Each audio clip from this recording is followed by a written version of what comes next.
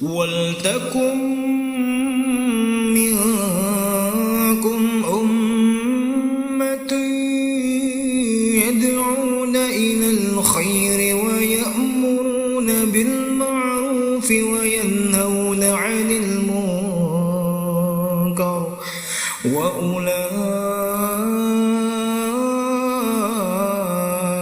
humul muflihun.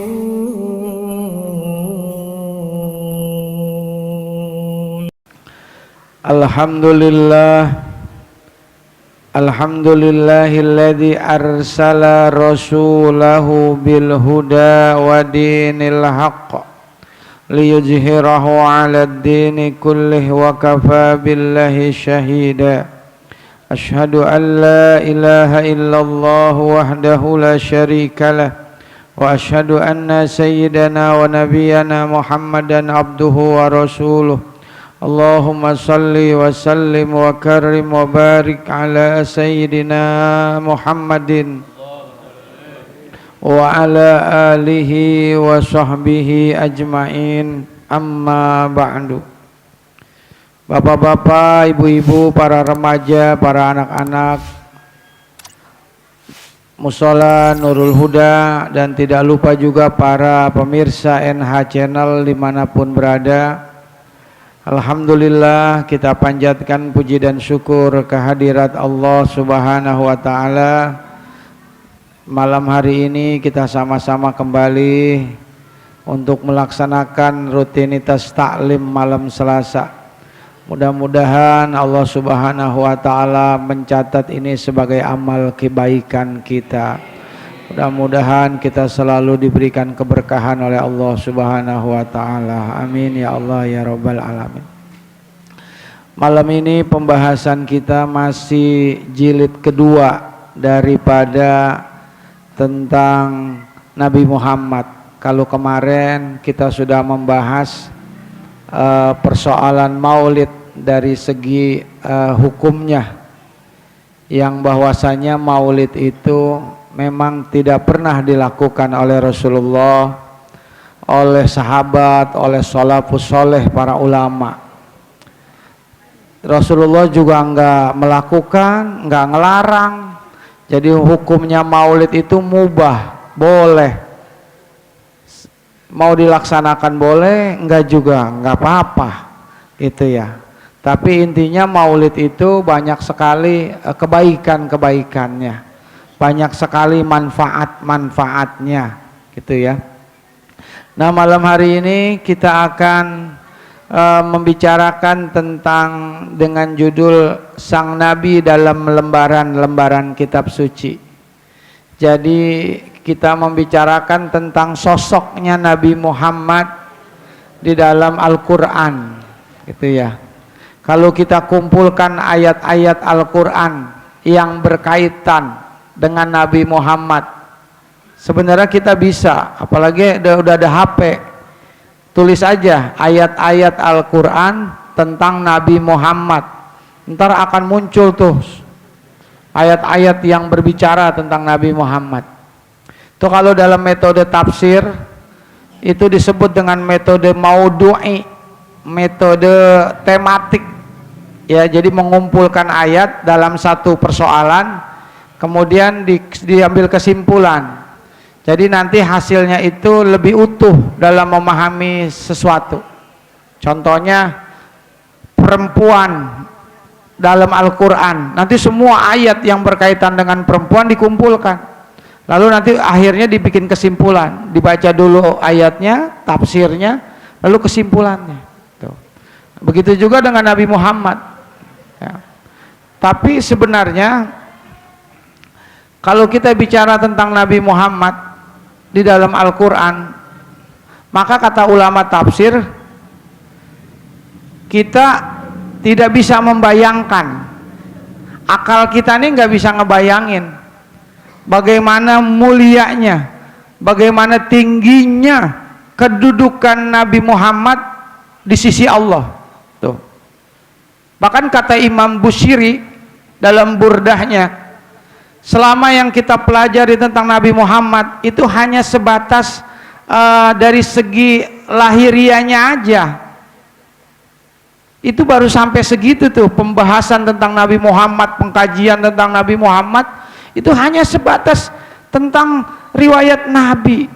Tapi sisi-sisi dalamnya itu kita tidak tahu. Makin kita terus mengkaji tentang Nabi Muhammad, maka makin kurang pengetahuan kita tentang beliau. Tuh. Makanya orang yang membahas tentang Nabi Muhammad, dia baca Al-Quran, maka dia tidak akan bisa, akalnya itu nggak akan bisa membayangkan betapa tingginya kedudukan Nabi di dalam Al-Quran. Makhluk yang mulia itu adalah manusia, Bu. Makhluk Allah banyak binatang tuh makhluk Allah, tapi yang paling mulia itu adalah manusia tuh. Karena manusia itu dipanggil oleh Allah pertama walaqad karramna bani Adam. Sungguhnya kami telah memuliakan manusia. Tuh, ya kan? Terus Allah juga memberikan kedudukan yang paling tinggi kepada kita manusia. Sebagai apa? Sebagai khalifah. Inni ja'ilun fil ardi khalifah. Sesungguhnya aku ingin menjadikan di muka bumi ini khalifah, pemimpin, pelindung yang mengayomi manusia.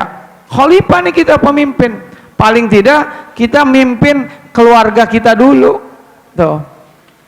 Allah juga memanggil manusia itu sebagai makhluk yang sebaik-baiknya makhluk, ya kan? Laqad khalaqnal insana fi ahsani taqwim. Tuh. Sungguh telah kami ciptakan, khalaqnal insana, insan manusia itu fi ahsani taqwim, sebaik-baiknya makhluk tuh. Summa radadnahu asfala safilin. Tapi nanti akan kami, kalau dia ngikutin hawa nafsunya, maka akan kami kembalikan dia ke tempat yang paling serendah-rendahnya, bahkan lebih rendah daripada binatang. Ulaika kal an'am balhum adol ulaika humul ghafilun. Mereka itu seperti binatang ternak, bahkan lebih rendah dari binatang ternak kalau manusia itu mengikuti hawa nafsu. Apalagi manusia itu makhluk yang punya potensi ketuhanan. Binatang nggak ada yang beriman, ya kan? Manusia diberikan oleh Allah yang disebut dengan fitrah, kesucian. Fa'akim wajhaka lid-dini hanifah fitratullahi allati fataran nasa 'alaiha la tabdila. Hadapkan wajahmu kepada agama yang hanif, agama yang lurus, kata Allah, agama Nabi Ibrahim. Tuh. Fitratullahi allati fataran nasa 'alaiha la tabdila. Yang Allah telah menciptakan fitrah di dalam diri kita nih, yaitu potensi ketuhanan. Kita bisa menerima petunjuk dan hidayah karena ada fitrah. Tuh. Fitrah kesucian. Tuh. Ya. Ini kita datang kemari mengikuti suara fitrah. Kalau bukan karena mengikuti suara fitrah, bukan karena hidayah dari Allah, nggak mungkin kita bisa datang. Kita undang nih, ya insya Allah datang, nggak datang. Emang bukannya dia nggak mau datang, Allah nggak menghendaki dia datang. Silakan Pak, duduk Pak. Kan Pak, sini nih, sini ada bisa. Nih, Bang Nang sini nggak apa-apa Bang Nang nih, Bang Nang sini. Oh kamera ya, ya. Nah. Ya Pak. Itu manusia. Nah manusia mulianya manusia, tapi di antara manusia yang mulia itu masih ada yang lebih mulia. Iya. Siapa mereka? Yaitu as-solihin, orang-orang soleh. Tuh. Jadi manusia mulia, masih ada yang lebih mulia, orang soleh. Tuh. Siapa orang soleh? Ulama. Tuh. Tapi ulama juga ulama yang takut kepada Allah. Tuh, yang disebut dengan innama yahsallahu min ibadihi al ulama. Sesungguhnya orang yang paling takut kepada Allah adalah ulama. Tuh. Nah, ada lagi yang paling mulia lagi daripada ulama, masih ada. Siapa itu? As-siddiq, as-siddiqin, was-sadiqin, orang-orang yang sidik, orang-orang yang benar, hatinya benar, ucapannya benar, perbuatannya benar, itulah orang-orang sidik. Tuh. Orang-orang sidik masih ada lagi yang lebih mulia lagi. Ulama, orang soleh, ulama semuanya, orang sidik, syuhada iwasalihin, para syuhada, orang yang berjalan, orang berjuang di jalan Allah, itu orang mulia. Tapi masih ada lagi orang yang paling mulia di dunia ini. Siapa? Para anbiya wal mursalin, para nabi dan rasul. Ada berapa, Bu, nabi? Berapa Allah ciptain nabi? Ada berapa? Ada 124.000 nabi, ya. Ada 124.000 nabi, ya. Itu orang-orang mulia semua. Tuh. Tapi diayak lagi sama Allah, diayak. Tahu Bang Umar, diayak. Kalau pasir namanya diayak. Diayak lagi, dicari lagi yang paling super mulia, yaitu para rasul. Berapa jumlahnya, Bu? 315 rasul. Dari rasul itu dipilih lagi yang paling mulia. Berapa? Yaitu 25 nabi yang wajib kita ketahui. Itu sudah tegas ada di dalam Al-Quran, yaitu surah Al-An'am ayat 83-86. Dauda wa Sulaimana wa Ayyuba wa Yunusa wa Musa wa Harun wa kadzalika najzil muhsinin. Mereka lah orang-orang yang mendapatkan, orang-orang yang mendapat kami berikan balasan bagi orang-orang yang muhsin, orang-orang yang baik. Wa Zakaria wa Yahya wa Isa wa Ilyas kullum minas salihin. Mereka itu adalah semuanya orang-orang saleh. Wa Ismaila wa Ilyasa wa Yunusa wa Lutan kullan faddalna 'alal alamin. Semuanya kami lebihkan mereka atas seluruh alam. Tuh ada di Quran tuh 25 nabi, 25 rasul ada di dalam Al-Quran. Nah, dari 25 itu dipilih lagi yang super. Yang super, yang paling istimewa, yang paling kuat kesabarannya, keikhlasannya, yang mentalnya udah mental baja. Siapa mereka? Yaitu disebut dengan ulul ajmi. Ada 5. Nabi apa? Nabi Ibrahim, Nabi Nuh, Nabi Musa, Nabi Isa, Nabi Muhammad. 5 tuh manusia tuh. Dari makhluk Allah tuh yang tadi saya sebutin tuh. Dari 5 itu masih diseleksi lagi yang paling kuat kesabarannya.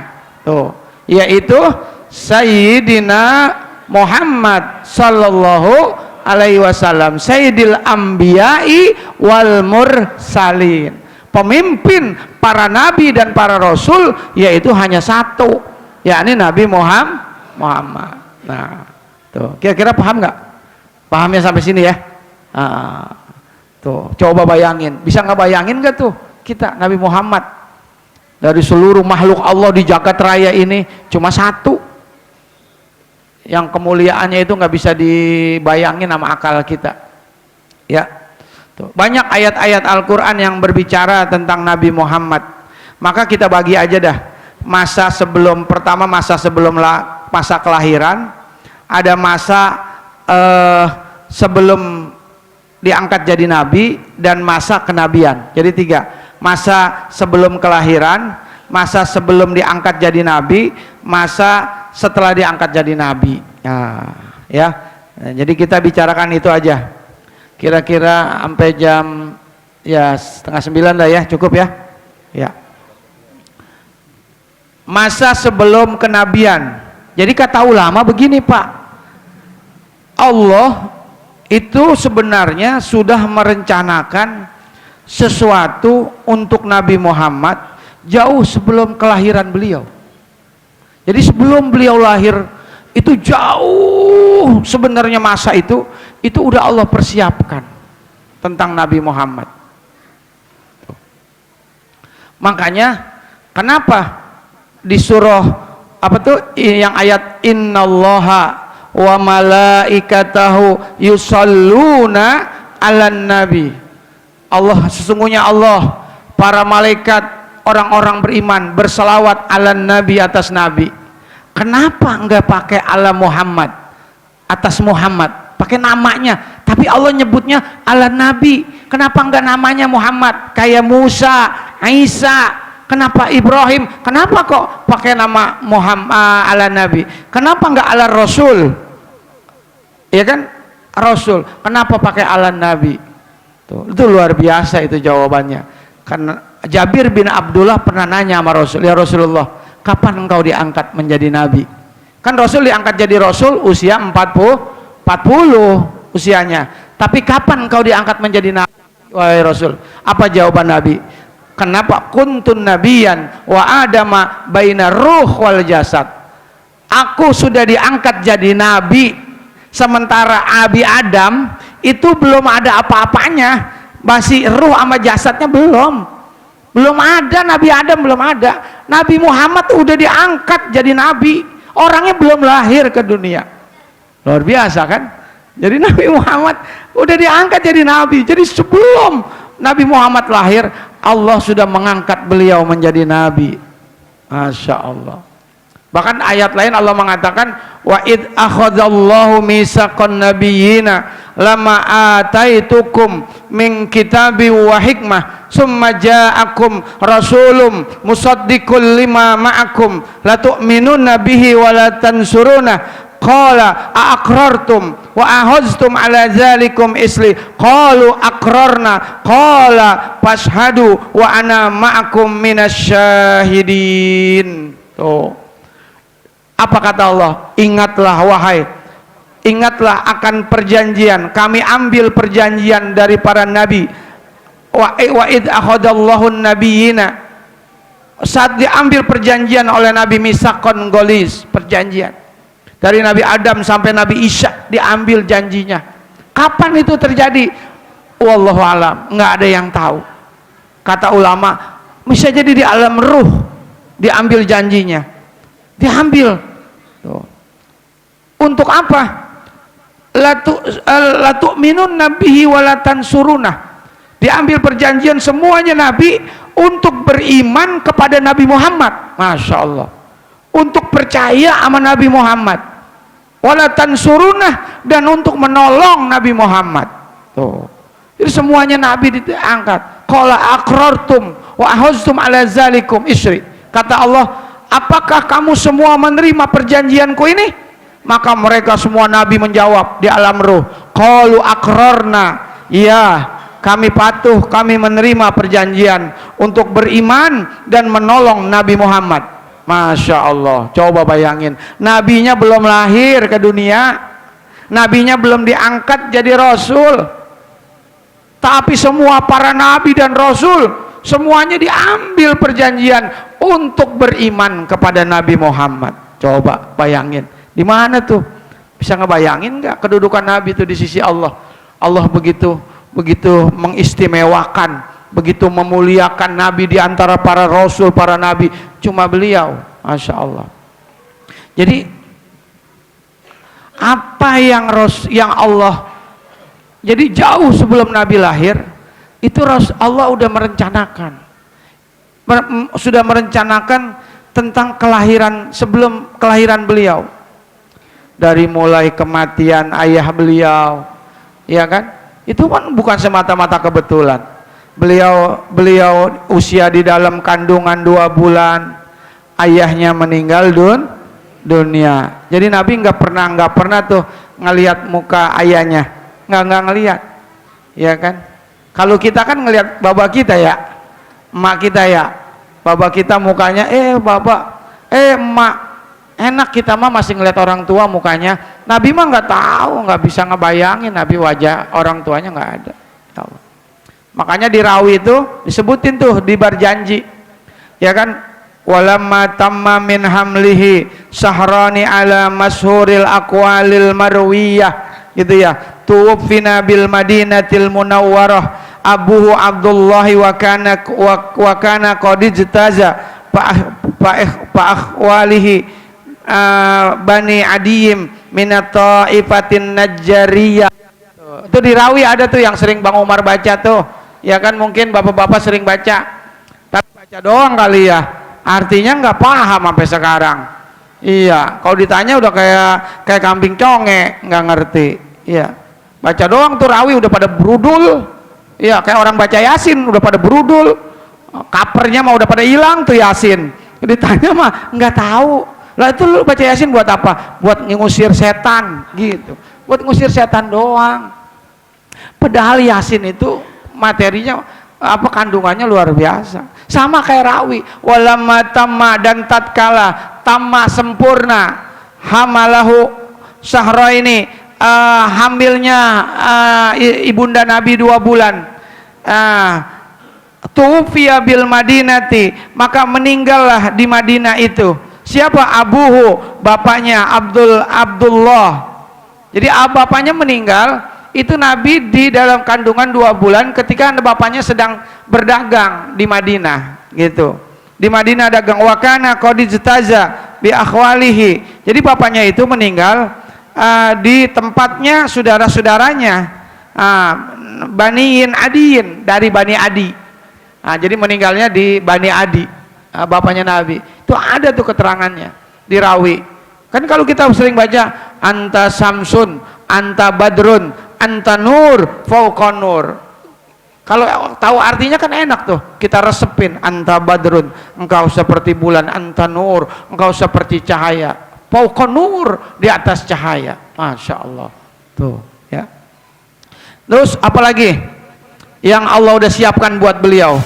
Kepergian beliau ketika usia 3 tahun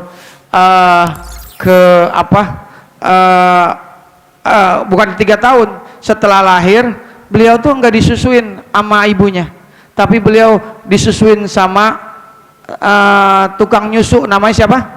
Halimatus Sa'diyah. Halimatus Sa'diyah. Ditaruh Nabi di satu kampung, taruh desa.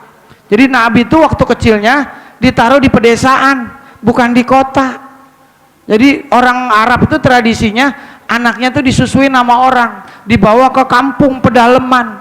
Apa itu? Apa itu kebetulan? Enggak. Allah udah rencanain. Untuk apa? Itulah persiapan sang Nabi. Beliau adalah seorang pemimpin. Dari mulai bayinya udah Allah siapkan.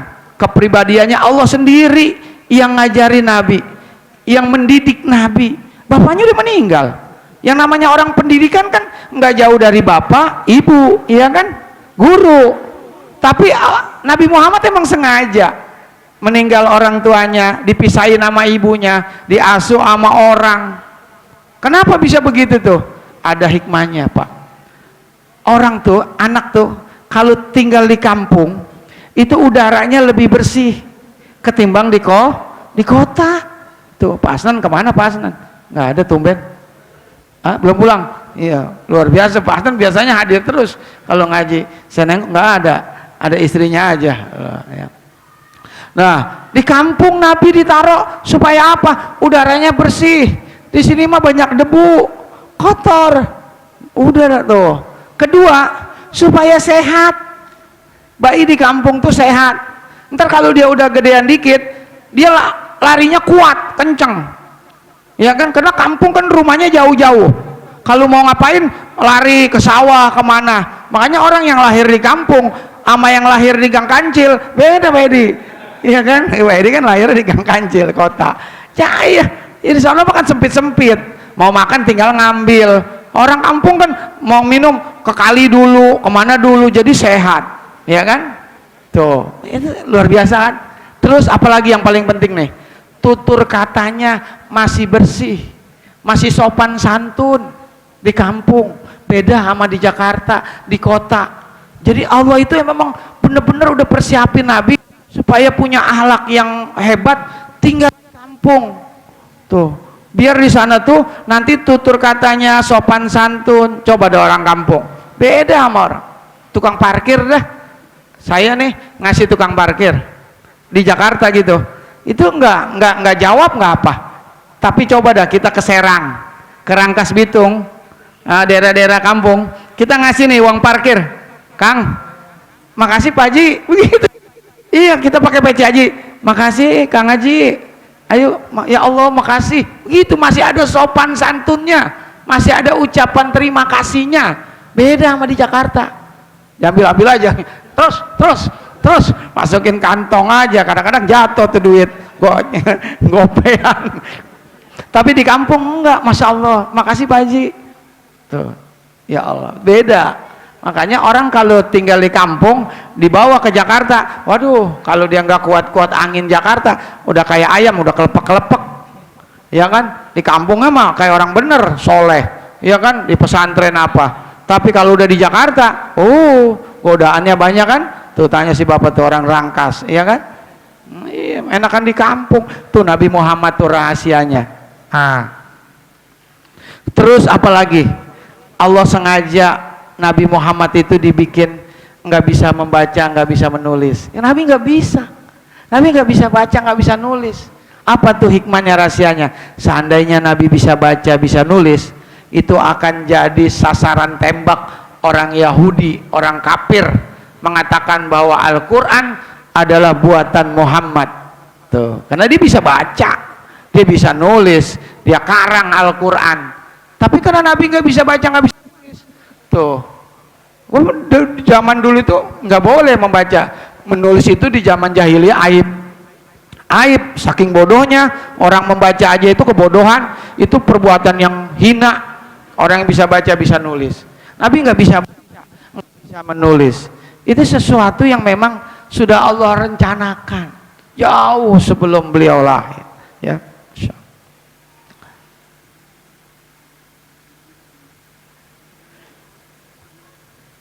Apalagi ada kata ulama, nama-nama yang berkaitan dengan beliau itu bukan sesuatu yang kebetulan, tapi memang sudah direncanakan juga sama Allah. Namanya siapa? Namanya Muhammad, ya kan?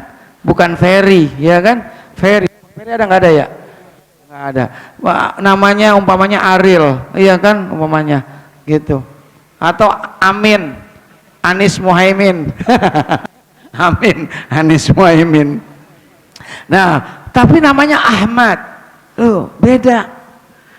Coba kalau Mahmud, beda sama Ahmad, Muhammad. Kalau Mahmud satu pujian, tapi Muhammad banyak pujian. Makanya sekarang terbukti manusia yang paling banyak dipuji di dunia ini adalah Nabi Muhammad. Tuh, di sholat kita muji, baca selawat, ngaji kita muji Nabi Muhammad, semuanya, masya Allah. Itu tuh udah disiapin. Makanya nama anak kudu bagus, tuh, jangan sembarangan, ya kan? Nama Dadang, Dudung, Nana, Alek, ditendang melendung kena belek. Asal goblek aja orang Betawi mah dulu. Tuncang saya ngasih nama anaknya Dadang, kedua Dudung, ya, Nana, Alek, ditendang melendung kena belek, kan enggak. Naman, Namin, Namun, Nali. Iya, pakai na semua orang Betawi. Ya, anak Betawi kalau kenalan kan namanya keren, Roy. Panjangannya Bang, Royani. Iya kan, tanya tuh, iya Roy, panggilannya Roy. Panjangannya Bang, Royani, Mariani, Mulyani, itu semuanya. Nggak ada orang Betawi nama Edi Suwarno, nggak ada ya Pak Edi ya, nggak ada, ya kan? Nama Jajat nggak ada. Nang, lu nama Nang,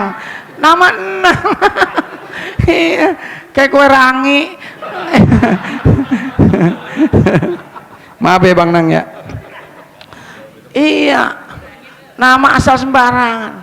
Nyai saya namanya Asia. Pas saya buka-buka di kamus, Asia, bagus namanya Asia. Pas dibuka, tempat maksiat. Aduh, Jangan sembarangan. Nama-nama tanya dulu sama ulama. Iya, namanya harus bagus. Ya kan? Nama Ahmad Huznun. Anak namanya Ahmad Huznun. Dia nggak tahu tuh Huznun artinya apa. Huznun itu artinya kesedihan. Jadi itu dia kalau ulang tahun nangis terus. Ayo tepuk tangan nak. Namanya Huznun. Coba kalau namanya Riang Gembira, ya kan dia gembira terus. Nama itu pengaruh. Doa kata Nabi. Punya cucu bu, jangan sembarangan ngasih nama. Oh, kadang-kadang ego, orang tuanya nggak mau, nyainya, orang neneknya udah ngasih, nggak ditolak. Nggak, saya mau pakai nama bapaknya, sama nama emaknya, biar dia ingat nanti sama keluarga. Bapaknya siapa? Ibas. Emaknya Kokom. Jadinya apa? Baskom. Kacau kan? Ibas, Basko, Kokom. Ya jelek, jangan. Nama tuh tabarukan juga sama ulama. Imam Syafi'i, Imam Malik, Imam Ghazali. Nama anak Imam Ghazali, luar biasa. Abu Hamid bin Muhammad Al-Ghazali. Luar biasa tuh. Muhammad bin Muhammad, namanya Nabi Muhammad semua tuh. Imam Ghazali, Muhammad bin Muhammad Al-Ghazali. Luar, ya kan? Al-Imam Abi Zakaria Yahya Asy-Syarab An-Nawawi. Luar biasa namanya. Syekh Yasin Isa Al-Fadani Padang. Syekh Yasin Isa Al-Fadani, Fadani Padang. Kalau Al-Minangkabawi Minangkabau. Al-Jawi An-Nawawi Al-Jawi Jawa. Tuh, namanya bagus-bagus. Saya punya anak pertama saya nyari-nyari dulu. Saya nanya-nanya dulu sama orang. Akhirnya dapat Ahmad. Pokoknya nama anak laki cucu harus namain Ahmad. Pokoknya mau nama ujung pak awalnya Ahmad, kesononya mah pakai nama silakan Ahmad. Kata Nabi, siapa orang yang punya nama Ahmad, muliakan dia. Mulia Ahmad, Najib, Syafi'i. Najib artinya cerdas. Syafi'i, Al-Imam Asy-Syafi'i. 9 tahun udah bisa hafal Quran. Luar biasa, tabarukan. Iya kan? Tuh, Buya Hamka. Apa? Siapa? Wakil presiden kita dulu, Bung Hatta. Hatta itu oleh kakeknya. Kenapa dikasih nama Bung Hatta? Hatta itu diambil dari seorang ulama pengarang hikam, namanya Ibnu Athaillah Al-Sakandari, yang mengarang hikam. Masya Allah, itu orang-orang dulu namanya. Anak saya yang kedua namanya Gefira Atia Suraya. Gefira ambil kata dari Gofaro, artinya pengampun, pemaaf. Jadi perempuan harus jadi orang yang selalu memaafkan orang lain. Atia artinya selalu memberi, jangan minta. Kalau bisa kita ngasih sama orang. Itu cita-cita. Suraya sifat seorang perempuan, lemah lembut. Jangan teriak, perempuan begitu. Ada perempuan saya lihat begitu, Insya Allah. Kalau ketawa nggak ada lemah lembutnya. Cablak. Iya, cablak bener. Iya, nggak ada lemah lembutnya perempuan tuh. Dari nama itu hati-hati tuh, pengaruh tuh nama. Iya. Nah, Nabi Muhammad, ibunya siapa namanya? Aminah. Itu luar biasa. Aminah asal kata amanah, aman. Jadi seorang bayi itu aman kalau di ibunya. Iya kan? Ibu tuh jangan galak sama anak. Ibu tuh harus jadi yang memberikan rasa aman. Umi. Jadi anak tuh kalau nangis yang dicari emaknya, iya kan? Mama, karena dia merasa sama ibunya aman. Nggak mungkin dong dia Pak Edi, gitu kan? Pasti nyari emaknya. Atau Pak RT Mail, nggak mungkin. Nah, tuh, kayak yang dituju ibunya. Terus nama bapaknya Abdullah, artinya apa? Hamba Allah. Apalagi lahirnya beliau sama dengan meninggalnya beliau, tanggal 2 Senin 12 Rabiul Awal. Nabi meninggal hari Senin tanggal 12 Rabiul ya kan? Hijrahnya juga sama bulan Rabiul Awal. Jadi nggak ada yang kebetulan. Masya Allah, ya. Yang nyusuin beliau Halimatus Sa'diyah, artinya apa? Yang berlapang dada. Jadi orang yang nyusuin kalau dadanya nyesek, dadanya nggak bagus hatinya, itu nanti air susunya berpengaruh sama anak. Jadi kalau emaknya emosi sama bapaknya marah-marah, air susunya itu nanti berpengaruh. Tuh, makanya namanya Halimatus Sa'diyah. Tuh, Nabi Muhammad yang nyusuin. Tuh, semuanya sudah terkait. Itulah Nabi Muhammad. Bahkan Nabi Muhammad itu dikenal namanya jauh sebelum beliau lahir, itu di kalangan orang Yahudi, orang Nasrani.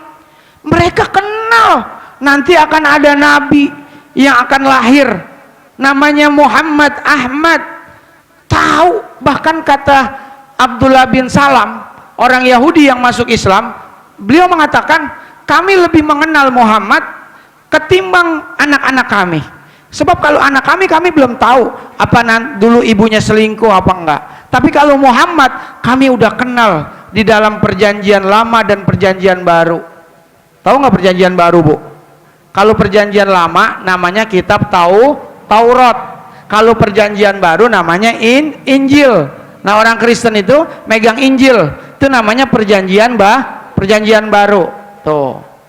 Ya, perjanjian baru. Kalau perjanjian lama Taurat.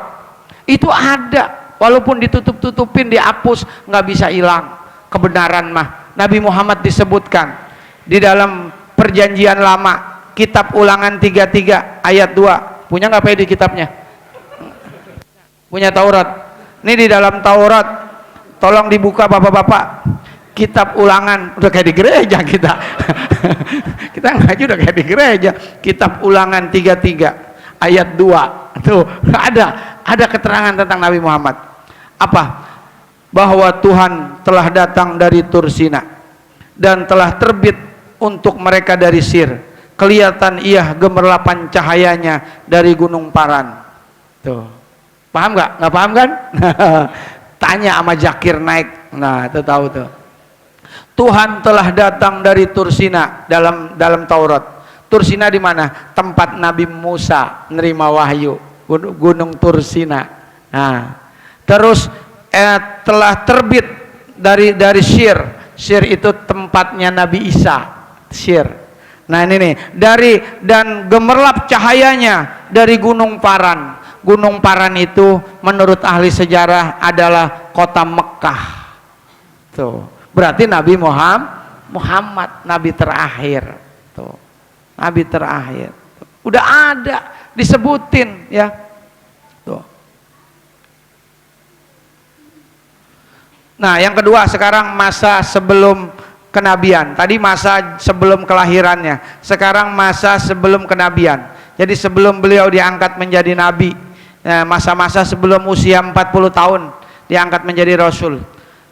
Dalam Quran disebutkan alam yajidka yatiman fa'awa wa wajadaka dhallan fahada wa wajadaka ailan fa'agna.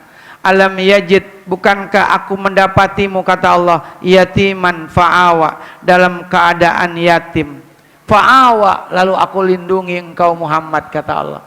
Nabi itu dalam keadaan yatim, nggak ada bapaknya, nggak ada yang menolong Nabi, tapi fa'awa, aku lindungin engkau Muhammad, kata Allah. Dengan cara apa? Diasuh sama kakeknya Abdul Muthalib, namanya As-Saiba dalam rawi, artinya orang tua yang bijaksana. Itu bukan kebetulan, emang namanya luar biasa ya. Wa wajadaka dhallan fahada, dan aku mendapatimu dalam keadaan dolan, bingung. Nabi, fahada, aku berikan petunjuk kepadamu.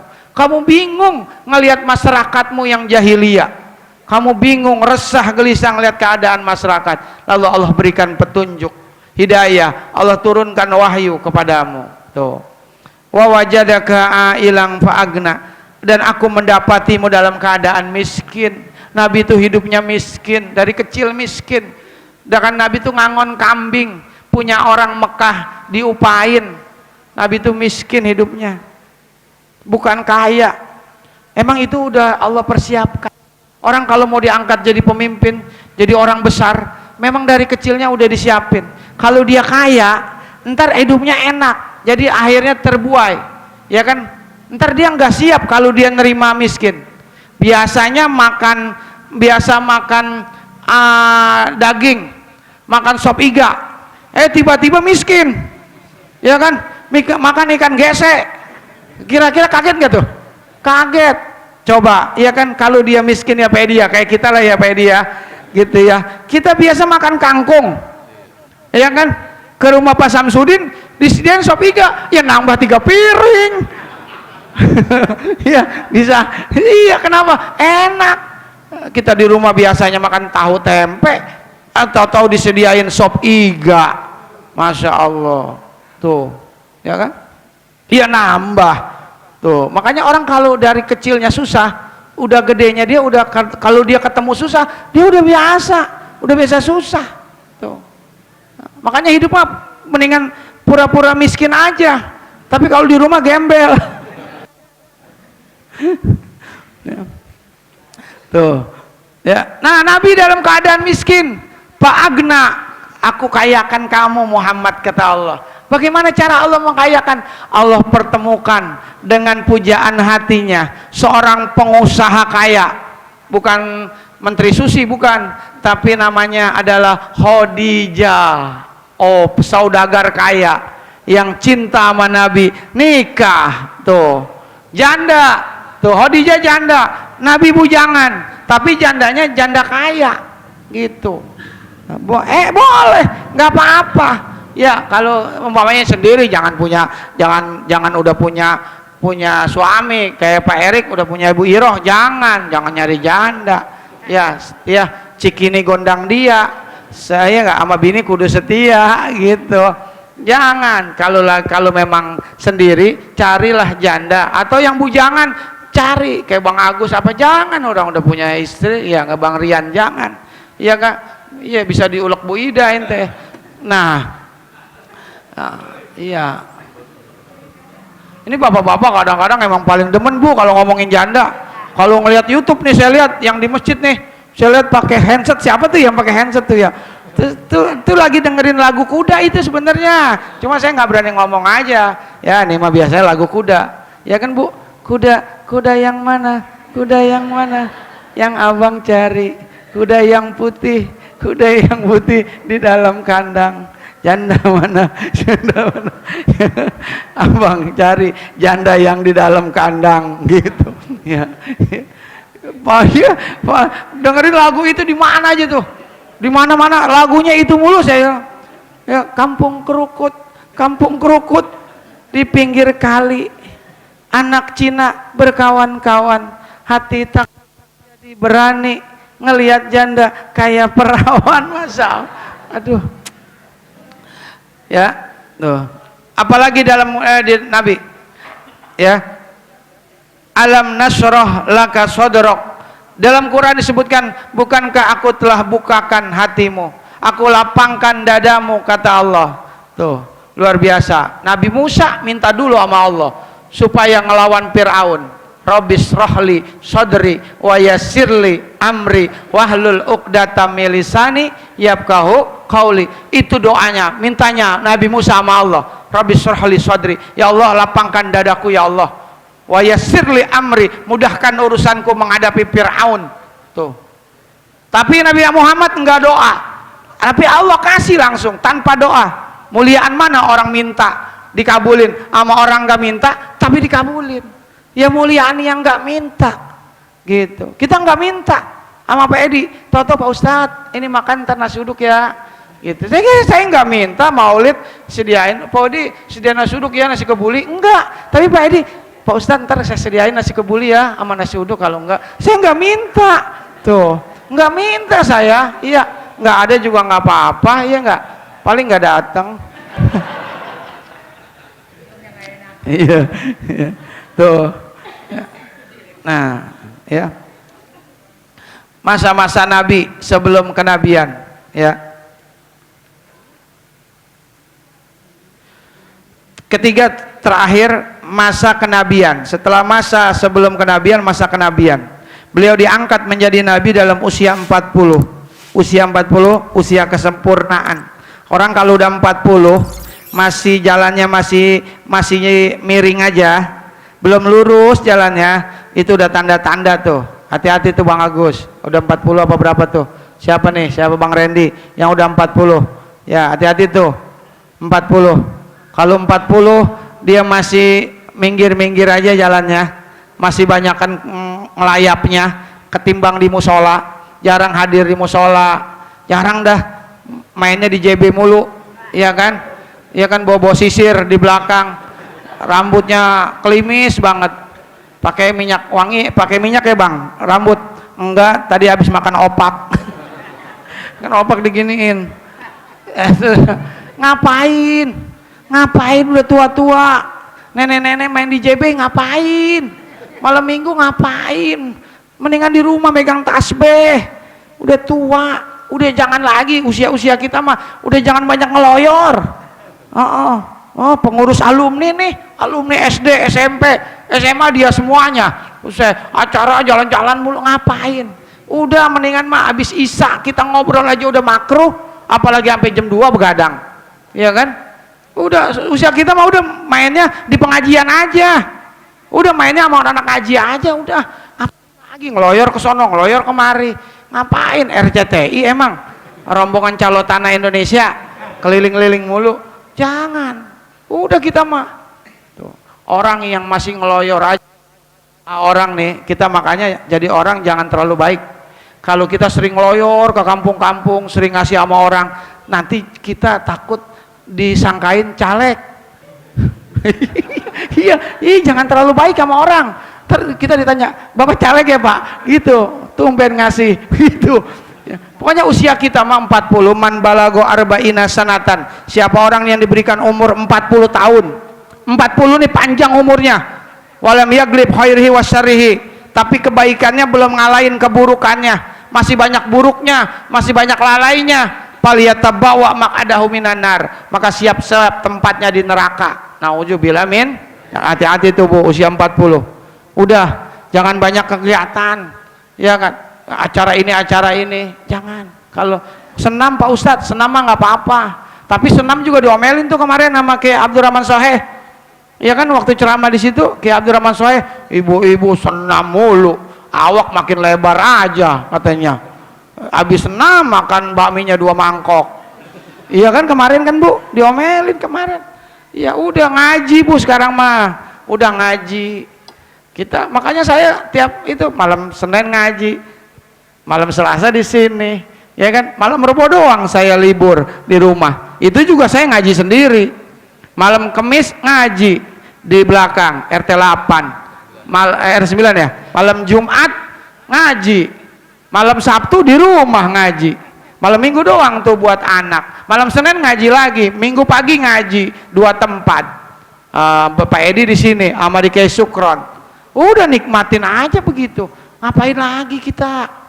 Ya kan, main bulu tangkis Pak Ustadz. Oh iya, nggak apa-apa main sekali-kali mah ya, tapi kalau bisa mah banyakin ngajinya. Kalau udah tua mah udah siap 40 mah gitu, udah banyakan usahanya, ya nggak Bang Umar ya begitu. Iya gitu tuh masa. Nah selanjutnya masa kenabian, beliau diutus untuk seluruh umat manusia.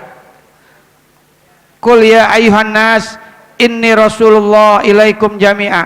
Sungguhnya aku diutus, aku ini sebagai Rasul diutus untuk seluruh manusia.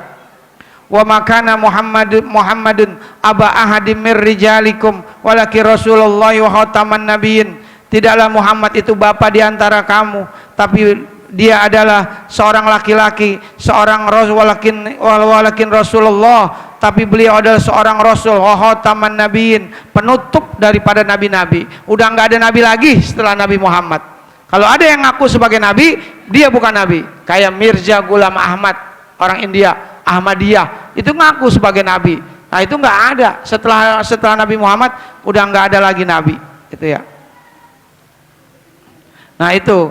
Nah kenabian Nabi, bukti kebenaran Nabi adalah Al-Quran. Mukjizatnya Nabi adalah Al-Quran. Tuh. Bahkan Nabi Muhammad itu bukan cuma sama orang Islam dikagumin, orang di luar Islam pun banyak yang mengagumi Nabi Muhammad. Banyak yang menulis tentang Nabi Muhammad, kayak Thomas Carlyle, William Durant, Marcus Dodd, Michael Hart. 100 tokoh dunia yang paling berpengaruh, Nabi Muhammad nomor 1. Ada Nazmi Laq, dia mengatakan Nabi terbesar dari sang pencipta ada Ani Besan yang menulis tentang The Life Muhammad. Tuh, banyak orang-orang non muslim yang mengagumi Nabi Muhammad, Masya Allah. Makanya kita jangan sampai kita kalah sama orang non muslim. Kita harus mengagumi Nabi Muhammad. Beliau adalah contoh kita. Laqad kana lakum fi Rasulillahi uswatun hasanah. Contoh kita Nabi Muhammad, nggak ada lagi. Kita contoh Nabi Muhammad sebagai manusia, sebagai nabi, sebagai rasul, gitu. Kalau kita contoh malaikat, nggak bisa kita nyontoh malaikat. Nyontoh Superman nggak bisa. Ngapain nyontoh Superman? Pakai celana dalam aja di luar, celananya Superman. Bagaimana mau dicontoh? Ya kan? Contoh kita Nabi Muhammad. Udah nggak ada lagi. Apapun lihat Nabi Muhammad kehidupannya, gitu ya. Baik sebagai seorang suami beliau, baik sebagai seorang pekerja, baik sebagai seorang pemimpin, baik sebagai seorang ayah kepada anak-anaknya. Itu yang harus kita contoh, gitu ya. Banyak lagi ayat-ayat tentang beliau yang dijelaskan dalam Quran. Laqad ja'akum rasulun min anfusikum azizun 'alaihi ma anittum harisun 'alaikum bil mu'minina raufur rahim. Tuh ya. Rasulullah itu punya akhlak yang raufur rahim. Itu kan sifat Allah tuh, tapi disandang oleh Nabi Muhammad, yaitu punya kasih sayang yang begitu dalam, begitu luas, sehingga di dalam Islam ada orang sampai kucing ditutupin nama dia kucing sampai mati, perempuan masuk neraka. Itu ada riwayatnya, nenek-nenek kucing ditutupin pakai sangku sampai mati tuh kucing, masuk neraka. Tapi ada yang sayang sama anjing, ngasih minum anjing, jablay ngasih minum anjing, diampunin dosanya sama Allah tuh, karena sayangnya sama binatang. Jadi Nabi Muhammad itu raufur rahim. Kasih sayangnya bukan cuma sama umatnya, tapi kepada binatang, pada alam semesta ini. Nggak boleh kita, bahkan dalam perang aja ada etikanya. Yang ini sekarang lagi panas nih, Israel sama Palestina nih. Ya, nah, lihat dah, orang Israel itu kan orang yang paling kejam, ya kan, paling sadis. Orang Israel nggak punya peri kemanusiaan. Bukan cuma yang disiksa, bukan cuma orang Islam, orang Kristen juga mengalami penyiksaan sama orang Yahudi tuh di Israel tuh. Tapi orang Islam ketika dia nangkep orang Israel, perempuan punya anak, dibebasin. Nenek-nenek sakit nggak boleh ditahan tuh. Kenapa? Karena umat Nabi Muhammad itu raufur rahim, punya kasih sayang. Bahkan di Quran disebutkan juga, ya kan, walladzina ma'ahu asyidda'u 'alal kufar ruhama'u bainahum. Nabi Muhammad itu, umatnya itu ruhama'u bainahum, punya kasih sayang. Tuh, kasih dan sayang kepada sesama. Itu umatnya Nabi Muhammad. Tuh, ya, insyaallah. Jadi itulah akhlaknya Nabi Muhammad.